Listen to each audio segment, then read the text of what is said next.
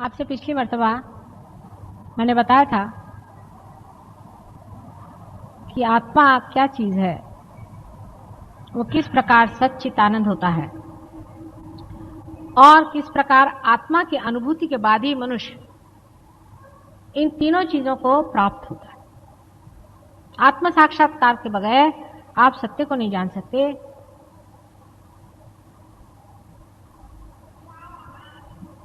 आप आनंद को नहीं पा सकते।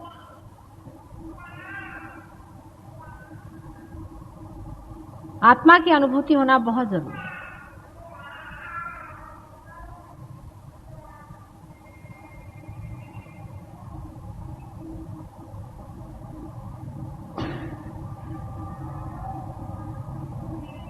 अब आप आत्मा से बातचीत कर सकते हैं, आत्मा से पूछ सकते हैं।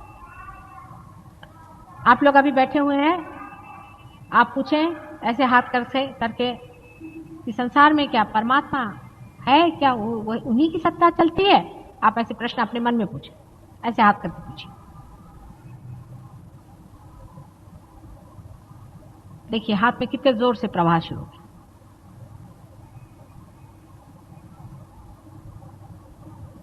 कोई सा भी सत्य आप जान नहीं सकते जब तक आपने अपनी आत्मा की अनुभूति नहीं ली, माने जब तक आपका उससे संबंध नहीं हुआ। आत्मा से संबंध होना सहयोग से बहुत आसानी से घटित होता है। किसी किसी को थोड़ी देर के लिए होता है, किसी के लिए हमेशा के लिए हो जाता है।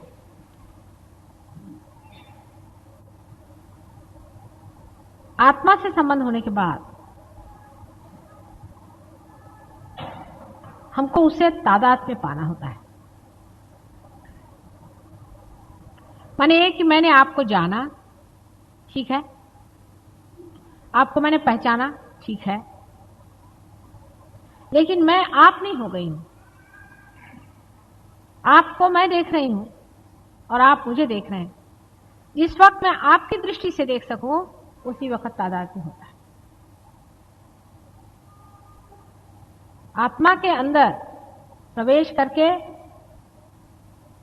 वहां से आप जब सब संसार पर दृष्टि डालते हैं तब कहना चाहिए कि आत्म साक्षात्कार पूर्णतया संपन्न हो।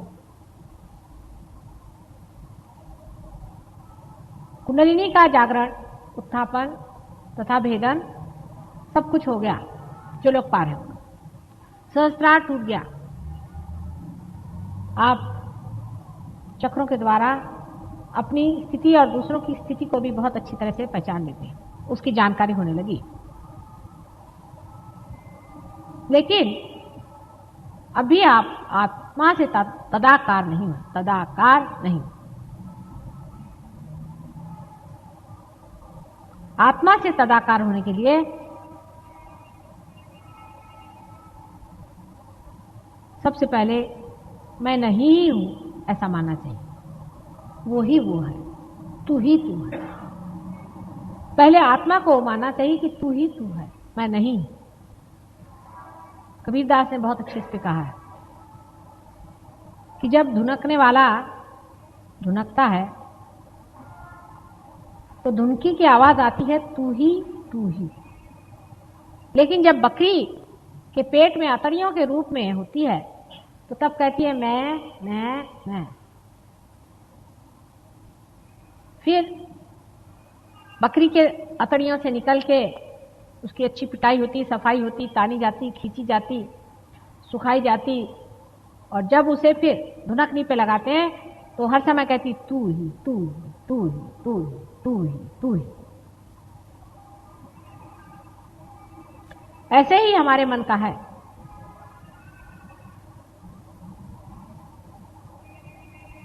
मन को खूब अच्छे से देखना चाहिए। देखो तो भला ये मन ये कैसा है, कहां भटकाते रहता है हमको, कहां भटकाते रहा व्यर्थ की चीजों में। हमारा चित्त कहां जाता है? कभी इसको देखते हैं, कभी उसको देखते हैं, कभी इस चीज को देखते हैं, कभी उस चीज को देखते हैं।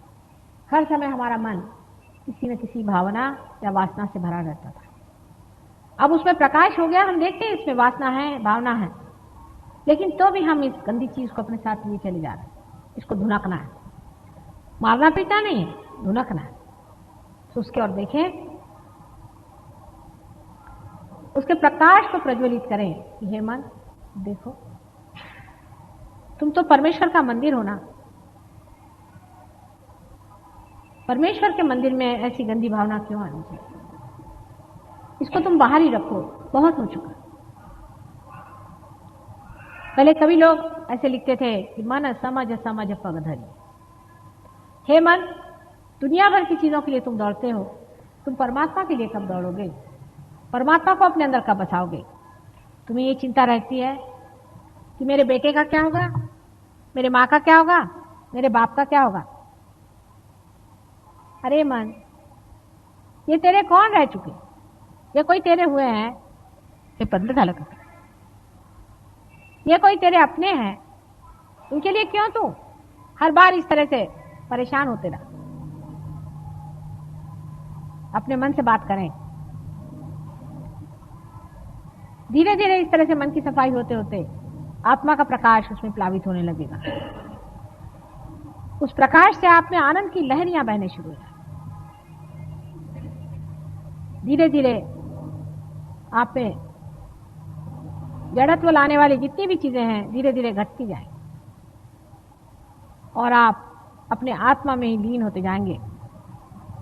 इस वक्त आप कहेंगे कि मैं ही हूं और कुछ, यही भावना रह जाती कि मैं हूं।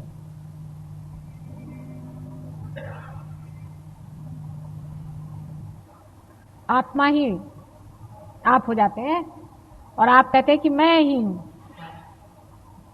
जब आत्मा के अंदर से दृष्टि होने लग जाती है तो आप कहते हैं कि ये मैं हूं, ये संसार मैं हूं, ये सृष्टि मैं हूं, ये समुंदर मैं हूं, ये दुनिया की कोई चीज ऐसी नहीं जो मैं नहीं हूं। हर एक चीज में मैं ही हूं, मैं ही बसा हुआ हूं। हर चीज में मेरा ही वास, मेरे से ही सारी सृष्टि स्पंदित है। मेरे बगैर सृष्टि का निर्माण ही नहीं। मैं ही मैं सब कुछ।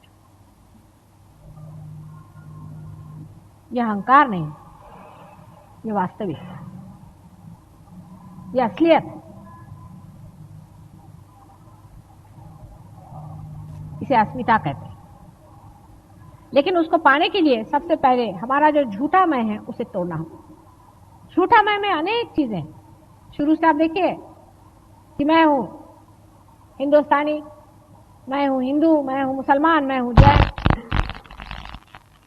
मैं हूं फलाने नाम वाली, मैं हूं फलाने नाम वाला, मेरी ये पोजीशन, मेरा ये पैसा, मेरा ये गरूर, मैं साड़ी हूं, कपड़े हूं, मैं स्वेटर हूं, सूट हूं, सब कुछ हूं, मैं नहीं हूं, बाकी सब मैं होता हूं। इस तरह के अनेक मैं लगता हुआ सारी जिंदगी बिताते रहता हूं। फिर एक क्षण भर बैठ के सोचना चाहिए, क्या इसीलिए मेरा जन्म हुआ था? सारी जिंदगी मैंने क्या किया? कहां गए ये दिन? कहां बिताया मैंने? अपना सारा समय कहां बर्बाद किया मैंने? सहज योग के बाद भी बहुत से लोग अभी भी अपना समय बहुत बर्बाद करते। फिर से समय नहीं आने वाला, इस बात को कोई समझते नहीं है।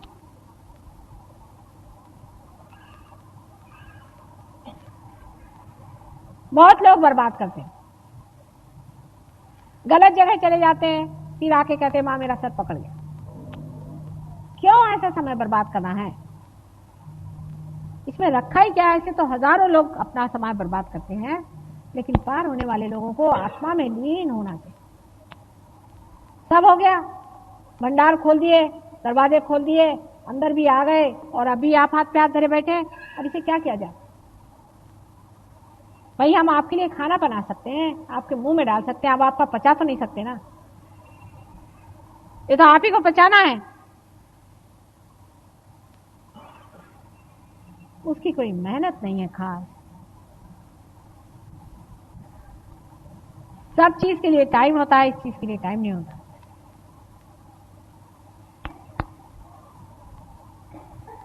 आखिर अपने और चित्त करें कि हमने पाया क्या आज तक? 4 साड़ियां पाली, 2-4 जेवर पालिए, 8-10 तमगे पालिए कि फलाने के फलाने थे, ढिकाने के ढिमाके थे।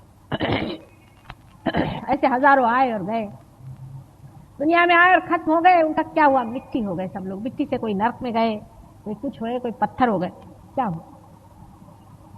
अब जो फूल खिले हुए हैं इनको तो फल बनना ही पड़ेगा।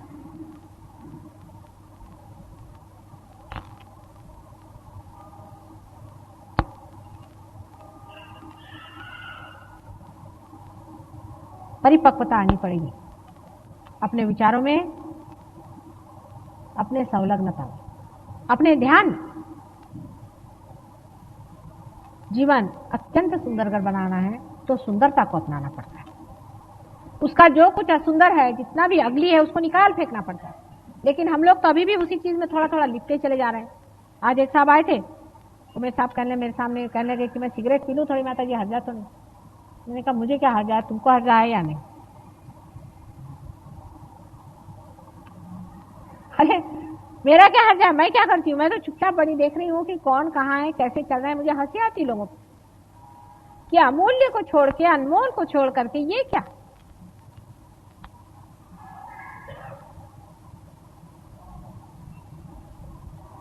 सहज भावना से परमात्मा से कहना चाहिए कि तेरा खेल होने दे, अब मेरा बहुत हो चुका, मैं बैठा हूं, अब तू खेल, देखना मुझे तेरा खेल। इसके अलावा मांगने का क्या है संसार में?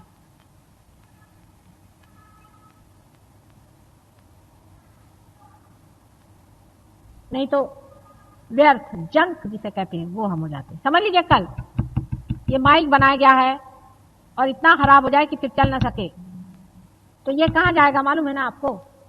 इसका लोहा पीट पाट करके और फिर से मशीन में डाल दिया जाएगा, बाकी इसकी आत्मा तो खत्म होगी।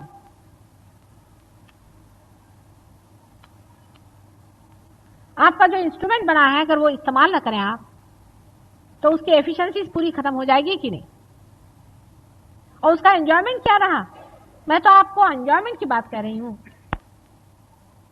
किसी के कुछ हो रहा है, किसी के कुछ हो रहा है।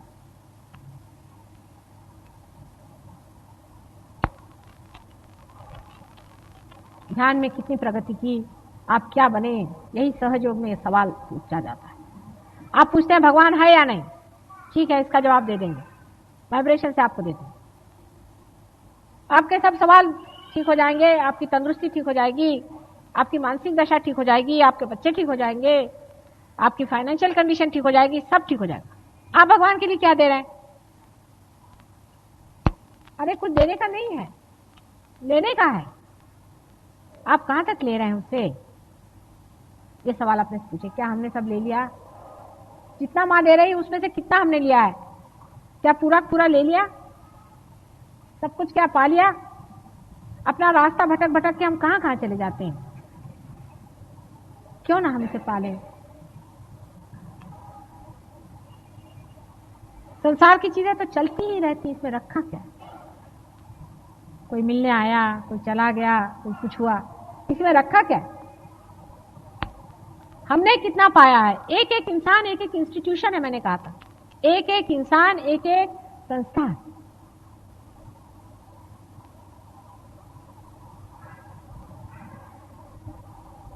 हमारे यहाँ पाटिल आते हैं, आप जानते हैं, एक छोटे से गांव से आते हैं, तालवा नाम का गांव है, छोटी सी झोपड़ी में रहते। उनकी जमीन है थोड़ी बहुत, हर प्रोग्राम में आते हैं कालवा से। उनको भी खेती करनी है, उनके बच्चे हैं काफी, उनको पालना पोसना सब कुछ करना है, हर प्रोग्राम में आते हैं। अपने घर में उन्होंने लगा के रखा है कि सहयोग, माता जी निर्मला देवी का सहयोग। वहां से जितनी ट्रेन जाती है सब देखती। मैंने भी एक बार जाते जाते देखा, मैंने कहा ये कहाँ, ये मैं यहाँ कहाँ आ गई, यहाँ कहाँ मैं विराजमान हूँ। लोगों से पूछा, मैंने कहा यहाँ किसने माता जी निर्मला देवी का सहयोग निकाला? पहले पाटिल का मकान। मैंने कहा हाँ, और धड़ाधड़ वाइब्रेशन वहां से आ। उनके पास आज हजारों भी रुपया होता तो भी उनकी इतनी इज्जत नहीं होती जितनी उनकी आज इज्जत है उस गांव में। मैं गई थी वहां, सब लोगों ने पैसा ऐसा इकट्ठा करके वहां सारा इंतजाम किया, सब बहुत बढ़िया प्रोग्राम किया। आज उनकी वक्त है, कहीं खड़े होते तो लोग जानते कि कोई खड़ा है कोई चीज। आखिर पाने का क्या है? चार जेवर पहनने से भी कौन बड़ी आपकी शोभा होने वाली है? लोग तो पीठ पीछे हंसते ही आपके ऊपर कि महामूर्ख है लोग। आपने मानवता में कितना पा लिया, आपने अपनी कितनी कीमत पा ली है, यही असली बात है। वहां से लोग जाते वक्त उनके घर को भी नमस्कार करते। मनुष्य की पहचान उसके बाहरी में कुछ नहीं होती है, अंदर ही होती है। आपको मैं शास्त्री जी का उदाहरण देती हूँ। शास्त्री जी बहुत थोड़े समय के लिए जीवित रहे और जब उनकी मृत्यु हुई तो उनके अर्थी को लेकर के हम सभी लोग गए थे, मैं भी थी उसी में। तो जो कलश थे, अर्थी तो कोई दिखाई नहीं देती थी, शास्त्री जी तो बिल्कुल ही नहीं दिखाई देती, सिर्फ थोड़ी सी अर्थियां थी उसमें, एशेस, वो एक कलश में रखी थी। उस कलश को देखने के लिए हर जहां से ट्रेन जा रही थी रास्ते भर लोग खड़े थे लालटेन लेकर। तो ट्रेन धीरे धीरे जाती थी, सब उस कलश के दर्शन के लिए बस नमस्कार करें, सब उसको नमस्कार करें। और जब वो अर्थियां समर्पित हो गई गंगा जी में, उसके बाद वो सब पहले में वो कलश गए कहां, पता नहीं कहां पड़े थे। वो खोजने से भी नहीं मिले, पता नहीं कहां पड़े गए। लोगों ने कहा जान दो, हटा, कहीं चले गए होंगे, किसी ने चुराए भी नहीं। तो एक बैलगाड़ी थी उसके नीचे में पड़े थे, वहां से उठा के। मैंने कहा देखो इन कलशों को ही अभी तक नमस्कार करते आए, वहां से ट्रेन धीरे धीरे धीरे चलती आई, हजारों मील से लोग आकर के उस कलश के दर्शन करें, और उस कलश में से फिर दूसरे वो एशेस ही थे ना, वो जैसे ही विसर्जित हो गए तो वो उस कलश को किसी ने पूछा भी नहीं, किसी काम का भी नहीं, कोई अर्थ ही नहीं रहा उसमें, एकदम यूजलेस चीज, उसकी कोई कीमत ही नहीं रही। किसी ने उसको सजाया भी नहीं, संवारा भी नहीं, देखा भी नहीं, वहां नीचे में फेंक दी, बैलगाड़ी के नीचे में, वो कहीं दबदुबा जाते खत्म हो जाते। और जब उसको उठा के लाए लोगों ने कहा इसे कहां रखे, बेकार की चीज इतनी बड़ी काहे उठा ले जा रहे, फेंक दो इसको गंगा जी, क्या रह गए। ऐसे ही आपके शरीर का, आपके व्यक्तित्व का है। मृत्यु से पहचान होती है मनुष्य की, उसे जानना चाहिए हर एक आदमी को मृत्यु आता ही है, इसी वजह से उसकी परख कैसी होगी, उसके परख के लिए मृत्यु आती है। मृत्यु के वक्त है, किसी के लिए 2 आदमी रोते हैं, किसी के लिए 10 आदमी रोते हैं, किसी के लिए 25 आदमी रोते हैं। कोई कहता है मेरा पति मर गया, कोई कहता है मेरी मां मर गई, कोई कहता है मेरा बाप।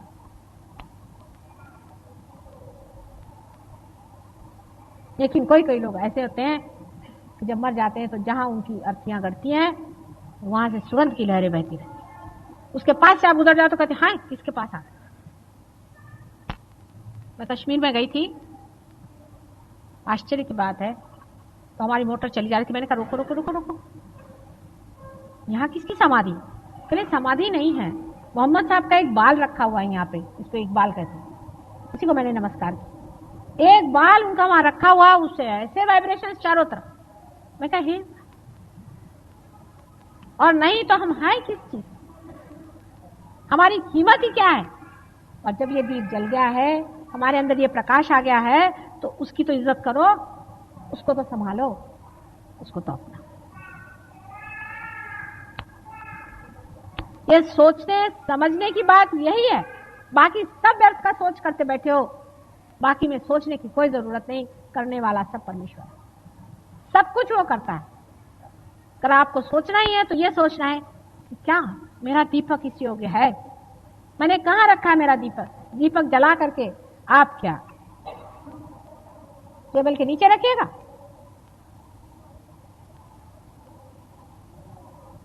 ये कौन सा तरीका? इसका मापदंड अपने और ले लेना चाहिए, इसको सोच लेना चाहिए कि हमने अपनी मानवता कहां तक जगाई, उसको कितना हमने मैनिफेस्ट किया है, कितना हमारे मानवता का प्रकाश फैला है, दुनिया क्या कहती है हमारे लिए। आप लोग मुझे मानते हैं ना मां, और गुरु भी मानते हैं,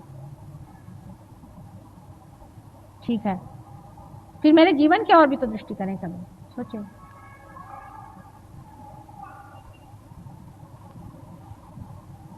हजारों वर्षों की तपस्या के बाद हम मनुष्य हुए, हजारों वर्षों के बाद, और मनुष्यता के नाते आने पर फिर समझा कि मनुष्य क्या होता है। लेकिन तो भी मैं अभी नहीं समझ पाती हूं कि अमूल्य रत्न हीरा मिलने पर भी मनुष्य उसकी कीमत क्यों नहीं करता है। मुझे बहुत ही कठिनाई होती है, बिल्कुल कैजुअली आदमी रहता है इस मामले में, सोचता है क्या चले जाएंगे, हो जाएगा, कर लेंगे।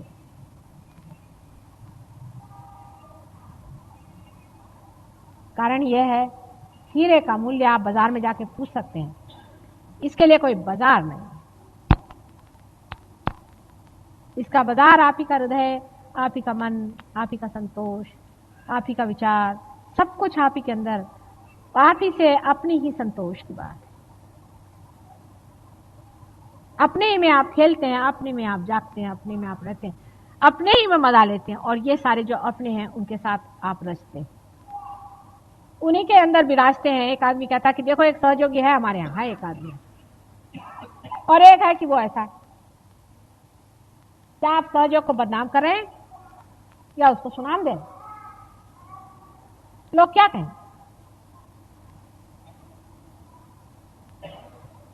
ध्यान में गहरा उतरना आना चाहिए। गहरा उतरने से ही नहीं होता, इसको फैलाना पड़ेगा। अगर आपने फैलाया नहीं तो परमात्मा आपसे पूछेंगे कि आपका दीप किस लिए जलाया था? कि आप अपने संसारिक भावसागर में घुस के फिर से बुझ जाओ, इसलिए आपका दीप जलाया था क्या माने? आप किस लिए मां के पास गए थे? जागृति क्यों करने के लिए गए थे? किस वजह से?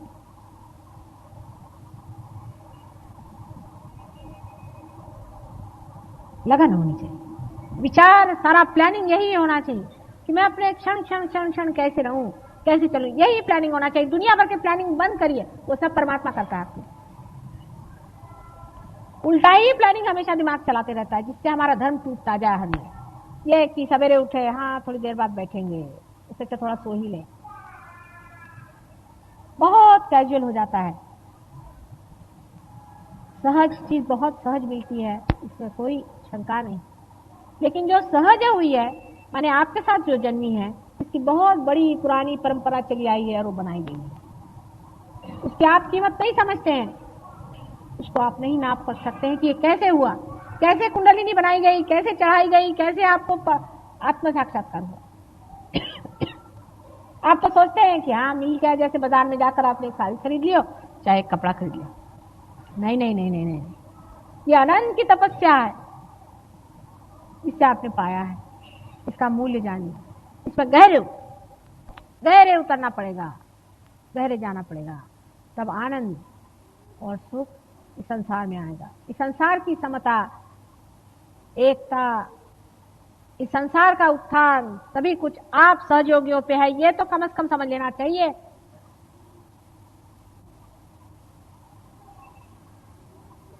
इसकी जिम्मेदारी समझ करके आगे बढ़ा जाए।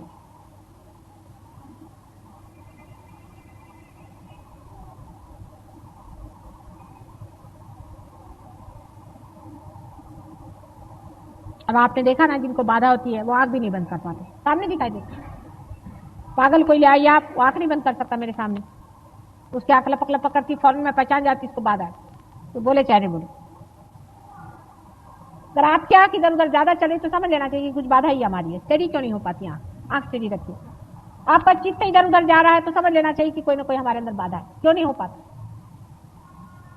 हमारा मन घर छोटी छोटी चीजों में उलझता है, और छोटी छोटी चीजों में हम अपना जीवन घर बर्बाद कर रहे हैं, और कुछ भी नहीं कर रहे हैं जो कि करना चाहिए सहयोग के लिए। तो सोचना चाहिए कि हमारे अंदर कोई ना कोई बाधा ही नहीं, तो होना चाहिए। अगर आप देखें तो नॉर्मली ऐसा ही होता है, अगर मनुष्य को कोई धन मिल जाए तो फौरन उस धन के व्यय में उलझ जाता है। बहुत से लोग पूछते हैं कि माता जी वाइब्रेशन आ गया, अब आगे क्या? अरे भाई अब आपकी संस्था बना दी, अब संस्था चलाओ। संस्था बनाने की बात थी, तब की बात हमने कर दी। संस्था बनाने को तो बना दी आपकी संस्था, अब आगे चलाओ। आप संस्था खोलो अपनी और उसको चलाओ। कोई कहेगा कि लो भारतीय विद्या भवन बना दिया, अब आगे क्या? अब इसको चलाना है कि नहीं चलाना? जिस चीज के लिए बनाया वो तो करो। इसलिए बनाया कि दूसरों को प्रकाश दे, दूसरों में प्रकाश भरे, इसलिए आपकी संस्था बनाए।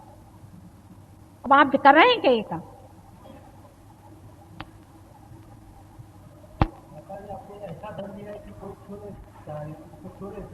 हाँ, पर अब बांटो तो सही, बांट के देखो कितना बढ़ता है। ऐसा तो है धन दिया उन्होंने, इसमें कोई शक नहीं, पर बांटते फिरो, पागल के जैसे बांटो, देखो तो सही कितना बढ़ता है। जितना बांटोगे उतना ही बढ़ेगा। इसको बांटे बगैर मजा नहीं आने वाला। इसमें कृपणता करने वाला आदमी कभी सुखी नहीं हो सकता। उसको कोई ना कोई बीमारी होगी, या तो उसको शारीरिक तकलीफ, उसको मानसिक तकलीफ, उसको ये तकलीफ, उसको वो तकलीफ, क्योंकि अंदर से जब संतुलन ही नहीं है तो सब दुनिया भर की बीमारियां, बीमारी माने विकृति। और सुकृति यही है, इसको बांटो, सबको दो मुफ्त में। ये नहीं कहने का कि मेरी पावर है, नहीं नहीं, कुछ नहीं कहने का, सिर्फ कहने का मेरे अंदर से बह रहा, भाई ले लो, तुम भी ले लो, तुम भी ले लो। अपने आप फर्क हैं देखिए। मैंने इनका बार बार उदाहरण दिया। क्या है, एक टीचर है बेचारा, जब उनको मौका मिलता है, जहां मौका मिलता है, जिस परिस्थिति में,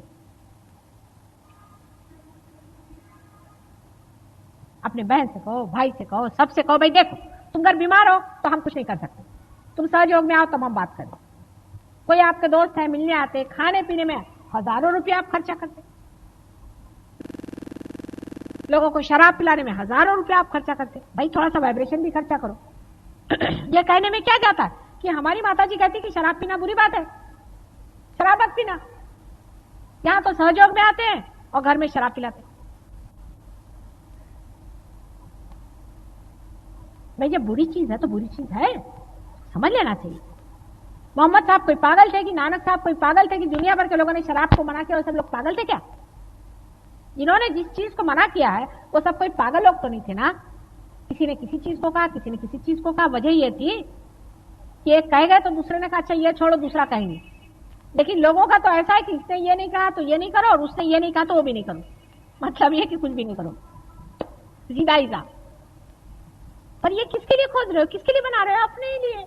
और कोई भी नहीं इसमें नुकसान पाने वाला, आप ही का अपना नुकसान आप अच्छे से कर रहे हैं। एक हाथ से इधर मार रहे हैं, एक हाथ से इधर मार रहे हैं, दोनों हाथ से अपना नुकसान आप कर रहे हैं।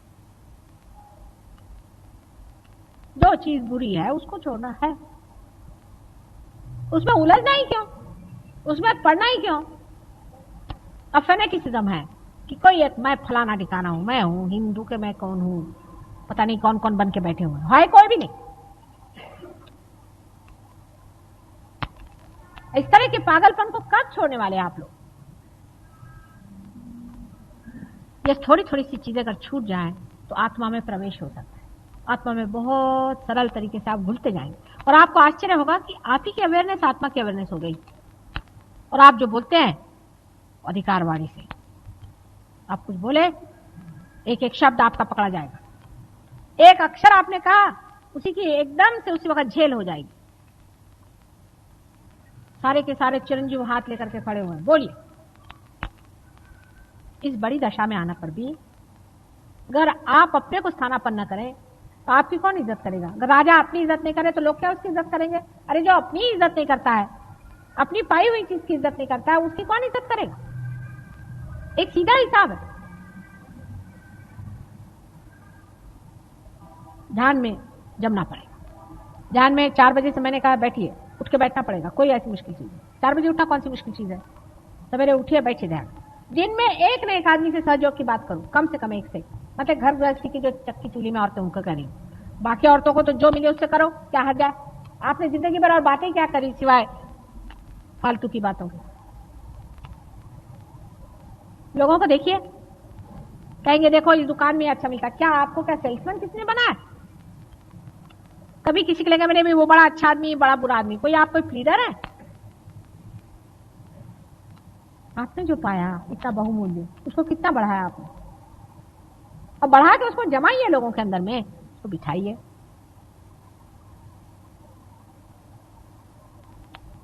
जब आप करना शुरू कर देते तो परमात्मा साक्षात उस पर उतर आते, गंगा बहने लगती है आपके चरणों से। और ऐसे आदमी की जब मृत्यु होती है तब देखिए जिस मिट्टी में वो दफनाया जाता है उसकी एक एक मिट्टी फूल बन जाती है।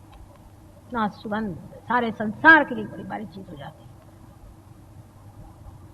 वर्षों तक उस पे दीप जलते हैं, लोग याद करते हैं कि हो गए इन्होंने कौन से बड़े भारी तोफखाने लगाए थे।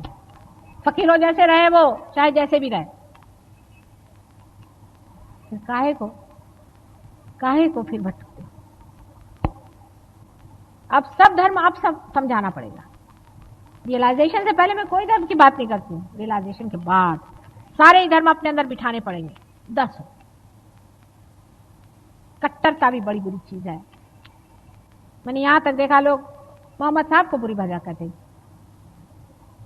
सहयोगी लोग कहते हैं। आश्चर्य होता है मुझे, आपको किसने दिया रियलाइजेशन? आपके पेट में कौन बैठा हुआ है? किसने वर्षों की तपस्या करके आपके पेट में प्रवेश किया हुआ है? किसने आपको जागृति दी? आज्ञा पे कौन बैठा हुआ है? आपने बनाई थी ये सब चीज। जिन्होंने तपस्विता से अपने को लोहे जैसे जीवन में से इस तरह से अपने को बनाया, एक स्वर्ण जैसे जो तप करके निकले, और जिन्होंने आपके लिए सारा ये कार्य किया, उनको आप मना करने वाले कौन होते हैं भाई? कौन हो? वो तो मेरे अंग प्रत्यंग होते, मेरे सर आंखों पर वो। मुझे बड़ा आश्चर्य होता है कि उनको क्रिटिसाइज करने में आप कौन होने वाले हैं? आप क्या है?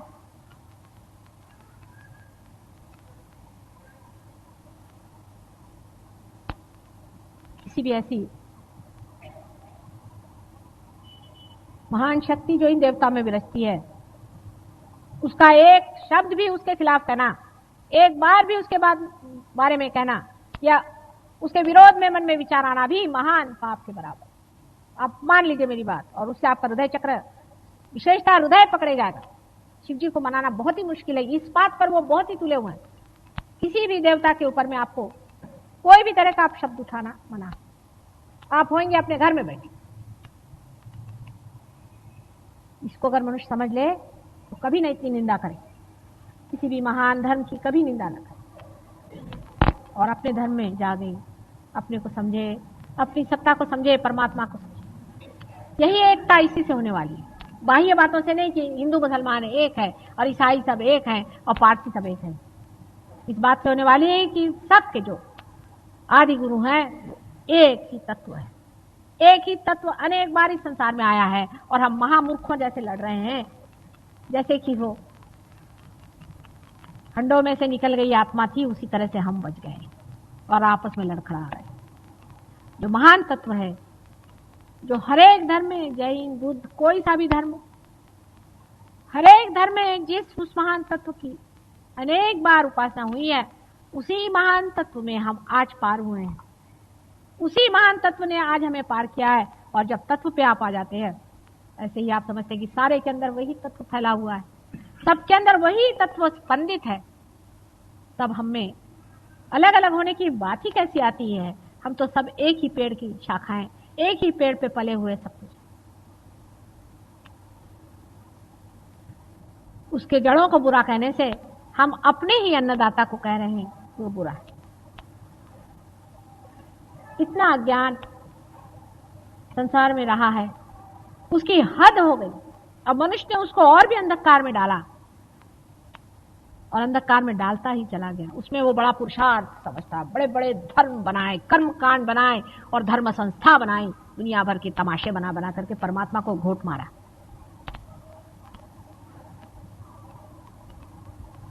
किसी भी महान धर्म के खिलाफ बोलते वक्त सोचना चाहिए कि तुम हो कौन, किस खेत की मूली हो, तुम क्या बोलते हो, ये सोच ले। लेकिन अगर एक दूसरी बात सोचे कि उस महान सागर जो अनेक किनारों पे जाकर के स्पंदित हुआ है, वही सागर हम हैं, क्योंकि हम उसके अंदर के बूंद हैं, उसी में मिले हुए हैं, तो सोचिए कितनी विशालता अंदर लगती है। वही सागर अनेक बार जिस सागर ने अनेक लहरों से और अनेक अनंत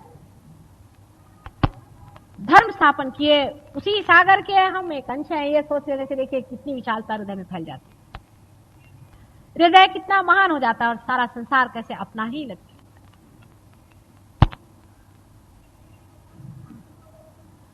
उस विशालता का आनंद उठाइए, कद्रुकता का नहीं, लेकिन विशालता का। किस तरह से दोनों हाथ फैला करके ये प्रेम का सागर सारे संसार में अनेक वर्षों से महक रहा है, और उसी की सुगंध हम ही है, ये सोच करके उसका आनंद महक, अपनी शुद्धता से तोड़, अपने छोटेपन को तोड़ करके। पार हो जाने से ही सब नहीं होता है, पार तो हो ही गए, लेकिन अभी चक्र क्यों पकड़े? क्योंकि आप शुद्ध रहे, कहीं कुछ है, कहीं कुछ है, कहीं कुछ। अभी आप डरते हैं और किसी गुरु के पास जरूर जाते, तो पाइए वहां से। झूठ से हम दूर भागे, तभी सत्य हमारे ऊपर आएगा। हम झूठ को माने हुए कभी सत्य नहीं आ सकता। सतर्क रहे और समन्वय हर एक चीज का करें।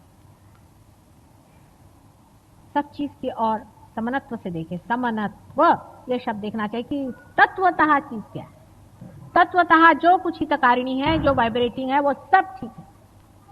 ऊपर का जो कुछ है सो व्यर्थ है। इन विचारों से चलें, अपने मन की सफाई करें। धीरे धीरे आप देखिए रोज के व्यवहार में आप पीछे हट करके सोचिए, क्या मैं ये सहज योग में कर रहा हूं या असहज में। फौरन पता हो जाएगा। कोई मुश्किल काम नहीं। आपकी तो एक एक उंगली सहज घूमनी चाहिए। आपकी एक एक बाल की जरा सी रेखाएं भी जो बदलती हैं वो भी सहज होनी चाहिए। हर एक चीज में सहज का कंपन होना चाहिए। हर चीज से सहज ही का आवरण खुलता जाना चाहिए। ऐसा जीवन जब बनेंगे, ऐसी जब विशेष तरह के मेरे बच्चे होंगे, तभी मैं कृतार्थ हूं। क्या मेरे जीवन काल में ये हो सकेगा? आप चाहें तो क्षण में हो सकता है और नहीं चाहे तो नहीं। इसीलिए माँ भी आपके सामने हारी बैठती है, भगवान भी आपके सामने झोली फैलाता है, क्योंकि इसकी स्वतंत्रता जो आपको दे चुके हैं, दी हुई चीज ली नहीं जाती और लेकर के भी क्या करेंगे। आपको पूर्ण स्वतंत्रता है। आप जब चाहे आए, जब चाहे जाए, जो करें सो करें। इसका कोई बंधन नहीं। सहयोग में किसी चीज का बंधन नहीं है, किसी भी चीज का बंधन नहीं है। आपका अपने विवेक का बंधन अपने ऊपर डालिए तो आपका विवेक जागृत होगा। अपने समझदारी का बंधन अपने ऊपर डालिए, अपनी विशालता का बंधन अपने ऊपर डालिए, अपनी महानता का बंधन अपने ऊपर डालिए, जिससे कि आप महान हो। और वही अलंकार आप अपने को संवारे, उसी से आप सौंदर्य में उतरे, उसी से सारा संसार देखे, कहे कि हा हा हा, ये क्या जी, ये क्या एक ज्योति पता नहीं कहां से आई, इसको किसने दिया। तो आपके माँ का भी नाम होगा, नहीं तो कौन जानेगा।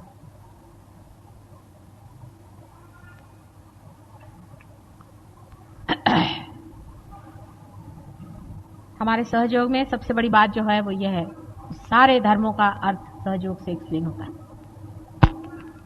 ये बहुत बड़ी चीज। आप कोई सी भी धर्म की पुस्तक पढ़ें और उसको आप सहयोग से समझें और लोगों को बताएं तो लोग हैरान हो जाएंगे, अरे इसका अर्थ ये था। क्रिश्चियन लोगों को मैं जब बता, कहले माँ तुम ही कह रही थी तो बाइबल में है। मुसलमान कहते तो कुरान आप कह रही हैं, खलील जिब्रान आप कह रही हैं। बिल्कुल खलील जिब्रान ही बोल रहे हैं। यही नहीं समझ में आता कि माँ बोल रही कि खलील जिब्रान बोल रहा है। जैन कहते हैं अरे यही तो हमारे शास्त्रों में सब लिखा है। बुद्ध कहते हैं यही हमारे शास्त्रों में सब लिखा है, लेकिन उसका प्रत्यक्ष हम यहां दे रहे हैं। उसे लीजिए, आप उसको अपनाइए और दूसरों को भी दिखाइए।